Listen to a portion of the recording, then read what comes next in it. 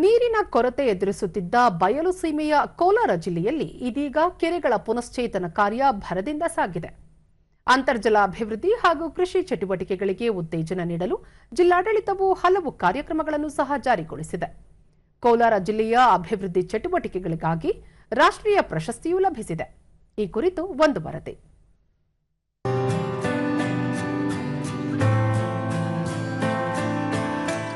ಕೋಲಾರ ಎಂದಾಕ್ಷಣ ಕಣ್ಣ ಮುಂದೆ ಬರುವುದು ಬರಡು ಭೂಮಿ, ನದಿ ಮೂಲಗಳಿಲ್ಲದ ಪ್ರದೇಶ. ಇಲ್ಲಿನ ರೈತರು ಸಣ್ಣ ಪುಟ್ಟ ಕೆರೆ ಕುಂಟೆಗಳನ್ನೇ ನಂಬಿ ಜೀವನ ಸಾಗಿಸುತ್ತಿದ್ದಾರೆ.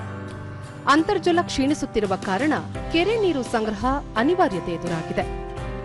ಮಳೆ ಪ್ರಮಾಣ ಕ್ಷೀಣಿಸಿದರೆ ನೀರಿನ ಲಭ್ಯತೆಯೂ ಕಡಿಮೆಯಾಗಿ ಜನಜೀವನ ದುಸ್ತರವಾಗಲಿದೆ.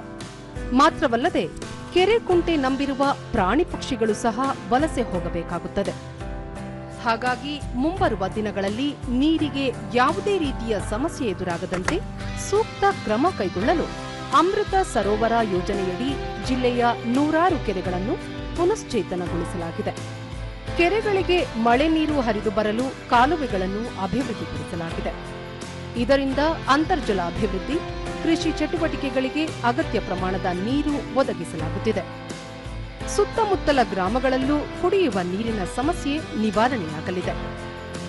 ಜಲಸಿಂಚಾಯಿ ಜನಭಾಗೀದಾರ್ ಅಭಿಯಾನ 2024-25ನೇ ಸಾಲಿನಲ್ಲಿ ಕೋಲಾರ ಜಿಲ್ಲೆಯ 1825 ಗ್ರಾಮಗಳಲ್ಲಿರುವ 9125 ಕಾಮಗಾರಿ ಕೈಗೊಳ್ಳಲು ಗುರಿ ನೀಡಲಾಗಿತ್ತು. ಅದರಂತೆ ಜಿಲ್ಲೆಯ ಎಲ್ಲ ಗ್ರಾಮಗಳಲ್ಲಿ ಮಹಾತ್ಮ ಗಾಂಧಿ ರಾಷ್ಟ್ರೀಯ ಗ್ರಾಮೀಣ ಉದ್ಯೋಗ ಖಾತ್ರಿ ಯೋಜನೆ ಮೂಲಕ ಒಟ್ಟು 10,270 ಜಲ ಸಂರಕ್ಷಣೆ ಕಾಮಗಾರಿಗಳನ್ನು ಅನುಷ್ಠಾನಗೊಳಿಸಿ ಜಲಸಿಂಚಾಯಿ ಪೋರ್ಟಲ್ನಲ್ಲಿ ದಾಖಲಿಸಲಾಗಿತ್ತು. ಆದ್ದರಿಂದ ಗುರಿ ಮೀರಿ ಸಾಧನೆ ಮಾಡಿದ ಕೋಲಾರ ಜಿಲ್ಲೆಯನ್ನು ಕೇಂದ್ರ ಜಲಶಕ್ತಿ ಸಚಿವಾಲಯ ಗುರುತಿಸಿ ಪ್ರಶಸ್ತಿ ನೀಡಿದೆ. ರಾಜ್ಯದ 7 ಜಿಲ್ಲೆಗಳಿಗೆ ರಾಷ್ಟ್ರೀಯ ಪ್ರಶಸ್ತಿ ಲಭಿಸಿದ್ದು, ಬೆಂಗಳೂರು ವಿಭಾಗದ ಕೋಲಾರ ಜಿಲ್ಲೆ ಪ್ರಥಮ ಸ್ಥಾನ ಪಡೆದಿರುವುದು ಹೆಮ್ಮೆಯ ವಿಷಯವಾಗಿದೆ. ದೂರದರ್ಶನದೊಂದಿಗೆ ಸ್ಥಳೀಯರಾದ ಅನಂತರಾಮ್, ಜಲ ಸಂರಕ್ಷಣೆ ಕುರಿತು ಸಾರ್ವಜನಿಕರಲ್ಲಿ ಅರಿವು ಮೂಡಿಸುವುದು ಅಗತ್ಯ ಎಂದರು. ಜನರು ಕೆರೆಗಳನ್ನು ಸಂರಕ್ಷಿಸುವಂತ ವಿಚಾರದಲ್ಲಿ ಸ್ವಯಂ ಸೇವಕರಾಗಿ ಕಾರ್ಯನಿರ್ವಹಿಸದೆ ಹೋದ್ರೆ ಕೆರೆಗಳು ಉಳಿಯೋದಿಲ್ಲ.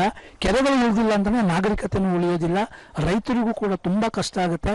ಮುಂದಿನ ದಿನಗಳಲ್ಲಿ ಜನ ಮತ್ತು ಜಾನುವಾರುಗಳಿಗೆ, ಹಕ್ಕಿ ಪಕ್ಷಿಗಳಿಗೂ ಕೂಡ ನೀರಿಲ್ಲದಂತ ಒಂದು ಪರಿಸ್ಥಿತಿ ನಿರ್ಮಾಣ ಆಗ್ಬೋದು.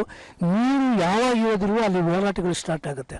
ಪರಿಸರವಾದಿ ಪುರುಷೋತ್ತಮ್, ನೀರಿನ ಸಂರಕ್ಷಣೆ ಜೊತೆಗೆ ಕೆರೆಗಳ ಪುನರುಜ್ಜೀವನ ಮಾಡಿದ್ದಲ್ಲಿ ಸ್ಥಳೀಯರಿಗೆ ಅನುಕೂಲವಾಗಲಿದೆ ಎಂದರು. ನಕ್ಷೆಯಲ್ಲಿ ಕಾಣ್ತೇವೆ ಹೊರತು ಇವತ್ತು ನಿಜವಾಗ್ಲೂ ಸಹ ನೆಲದ ಮೇಲೆ ಇಲ್ಲ. ಇದರ ಜೊತೆಯಲ್ಲಿ ಏನಾಗಿದೆ ಅಂತಂದ್ರೆ, ಕಾರಣ ಕೆರೆಗಳನ್ನು ನಾವು ನೋಡಿಕೊಳ್ಳಬೇಕಾದಂತಹ ಸ್ಥಿತಿಯಲ್ಲಿ ಅವುಗಳನ್ನು ನೋಡ್ಕೊಳ್ಳೋಕ್ಕಾಗಿಲ್ಲ. ಎರಡನೇದು ಏನಂತಂದ್ರೆ ಅವುಗಳ ಬಗ್ಗೆ ನಿರ್ಲಕ್ಷ್ಯ ಮತ್ತೆ ದುರ್ಬಳಕೆ. ಸ್ಥಳೀಯರಾದ ಪದ್ಮಮ್ಮ, ಮನ್ರೇಗಾ ಯೋಜನೆಯಡಿ ಜಿಲ್ಲೆಯ ಕೆರೆಗಳಿಗೆ ನೀರು ತುಂಬಿಸುವ ಮೂಲಕ ರೈತಾಪಿ ವರ್ಗ ಹಾಗೂ ಜಾನುವಾರುಗಳಿಗೆ ಅನುಕೂಲ ಮಾಡಿಕೊಡಲಾಗಿದೆ ಎಂದರು. ನಾವು ಬೆಳಗ್ಗೆ ಸಾಯಂಕಾಲ ಬಂದು ಹೋಗ್ತೀವಿ. ಬೆಳಗ್ಗೆ ಫಸ್ಟ್ ಬರ್ತಾ ಇದ್ವಿ, ಈ ತರ ವಾತಾವರಣ ಇರಲಿಲ್ಲ. ಇವಾಗ ಸ್ವಲ್ಪ ಚೆನ್ನಾಗಿ ಮಾಡಿದ್ದಾರೆ. ಪಾರ್ಕ್ ತರ ಎಲ್ಲ ಇದೆ, ಮಕ್ಕಳು ಅಲ್ಲಿ ಆಡ್ಕೊಳಕ್ ಚೆನ್ನಾಗೈತೆ. ಮಕ್ಕಳೆಲ್ಲ ಆಡ್ಕೊಂತ ಇರ್ತಾರೆ. ನಾವು ಬಂದು ಇಲ್ಲಿ ಬೆಳಗ್ಗೆ ಸಾಯಂಕಾಲ ವಾಕ್ ಮಾಡ್ಕೊಂಡು ಹೋಗ್ತೀವಿ. ವಾತಾವರಣನೂ ಚೆನ್ನಾಗಿರುತ್ತೆ. ಜಿಲ್ಲಾ ಪಂಚಾಯತ್ ಮುಖ್ಯ ಕಾರ್ಯನಿರ್ವಹಣಾಧಿಕಾರಿ ಡಾಕ್ಟರ್ ಪ್ರವೀಣ್ ಪಿ ಬಾಗೇವಾಡಿ, ಗುರಿ ಮೀರಿ ಸಾಧನೆ ಮಾಡಿದ ಜಿಲ್ಲೆಯನ್ನು ಕೇಂದ್ರ ಜಲಶಕ್ತಿ ಸಚಿವಾಲಯ ಗುರುತಿಸಿ ಪ್ರಶಸ್ತಿ ನೀಡಿರುವುದು ಸಂತಸ ತಂದಿದೆ ಎಂದರು. 9,125 ಗುರಿಯನ್ನು ಕೊಟ್ಟಿದ್ರು. ಸೊ ಆ ಗುರಿಯಲ್ಲಿ ನಾವು 10,270 ಜಲ ಸಂರಕ್ಷಣಾ ಕಾಮಗಾರಿಗಳನ್ನು ಅನುಷ್ಠಾನಗೊಳಿಸಿದ್ದೇವೆ. ಸೊ ಈ ಒಂದು ಗುರಿ ಮೀರಿದ ಸಾಧನೆ ಮಾಡೋದ್ರಿಂದ ಜಲಶಕ್ತಿ ಮಂತ್ರಾಲಯವು ನಮಗೆ ಪ್ರಶಸ್ತಿ ನೀಡಿದೆ. ಜಿಲ್ಲಾಧಿಕಾರಿ ಡಾಕ್ಟರ್ ಎಂಆರ್ ರವಿ, ಕೆರೆಗಳ ಅಭಿವೃದ್ಧಿ ಜೊತೆಗೆ ಕೆರೆಗಳನ್ನು ಪ್ರವಾಸಿ ತಾಣಗಳನ್ನಾಗಿಸುವ ಗುರಿ ಹೊಂದಲಾಗಿದೆ ಎಂದು ಹೇಳಿದರು. ಬೆಂಗಳೂರು ನಗರವನ್ನು ದಾಟಿ ಹೊರವಲಯಕ್ಕೆ ಬರ್ತಾ ಇದ್ದಂಗೆ ಕೇವಲ 30, 40, 50 ಕಿಲೋಮೀಟರ್ನಲ್ಲೇ ಅತ್ಯಂತ ಸುಂದರವಾದ ಪರಿಸರ ಕೋಲಾರದಲ್ಲಿದೆ. ಜಲ ಮೂಲಗಳಿದೆ. ಆ ಜಲ ಕಾಯಗಳನ್ನು ಮೂಲಗಳನ್ನು ಅಭಿವೃದ್ಧಿಪಡಿಸಿ ಅಲ್ಲಿ ಮಕ್ಕಳಿಗೆ ಅನುಕೂಲವಾಗಿರ್ತಕ್ಕಂಥ ವಾತಾವರಣವನ್ನು ಸೃಷ್ಟಿ ಮಾಡ್ತಕ್ಕಂಥದ್ದು, ಮತ್ತು ಪ್ರವಾಸಿಗರ ಅನುಕೂಲವಾಗಿರ್ತಕ್ಕಂಥ ತಾಣವನ್ನಾಗಿ ಸುಂದರವಾದಂಥ ನಿಸರ್ಗ ಒಂದು ಡೆಸ್ಟಿನೇಷನ್ ಆಗಿ ಮಾಡುವ ಉದ್ದೇಶ ಜಿಲ್ಲಾ ಆಡಳಿತಕ್ಕಿದೆ.